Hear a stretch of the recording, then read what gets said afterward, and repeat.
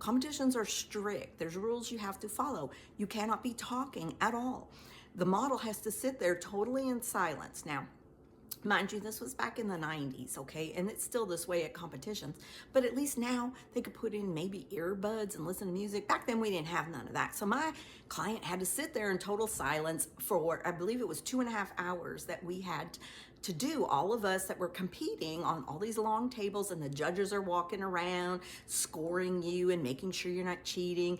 There's like film crews there from the news. They're taking pictures and videoing, and it's just high pressure. So anyway, as soon as they get done, we're done, time up, all the models are sent out of the room, and the rest of us sit there while the judges are going through our scores, blah, blah. So my client goes out of the room, you know, and anyway, time is up and I didn't place, and I'm like, okay, let me out of here. And so I leave and I go out and I'm looking for her. Now, they have this big long hallway, and you know how like when you go into hotel lobbies, they always have like these big chairs set up and a coffee table, like 4 chairs and a coffee table, and people sit around. And well, there was this whole big mess of people all around. Some were sitting, some were standing. I walk up, and as I get closer, I see my client is there, and she's holding court. She's holding court, telling this big old story. She got a cocktail in one hand and a cigarette that she hasn't lit in the other, and she is telling this story. Now, it is a story as I walk up that I swear I would have taken to my grave. I would never have told it. And not only is she telling it to everybody there, all of my peers, she's got her feet up on the coffee table. She's wearing a black mini skirt. She's got white panties on. Everybody sees these white panties, and she's oblivious.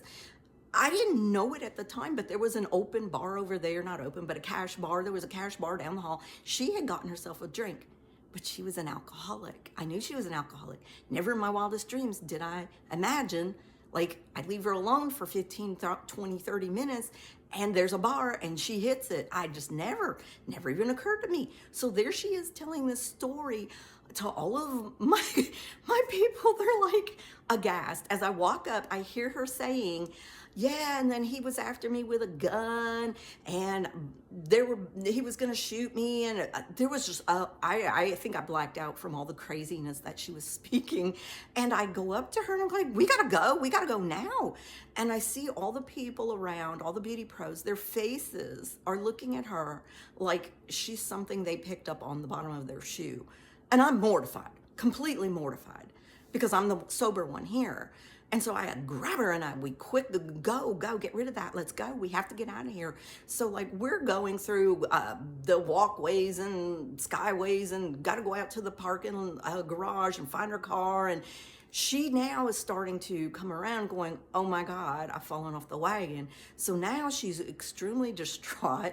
I get her in the car. We have to drive back to where my shop is in the middle of Chicago, traffic every which way. It's taken a while. She's like, you got to go through this fast food place and give me some coffee. Yeah, good idea. We do that. I had to drive around the blocks. She made me drive around the block 3, 4, 5 times, just trying to sober up. And finally, I'm like, you gotta go. I just pulled over. I'm like, you gotta go. I gotta get home. It's getting dark. So anyway, she got out. I didn't see her for a while after that. But yeah, when I did see her, she never just like normal. We just went on, and she never said a word about it.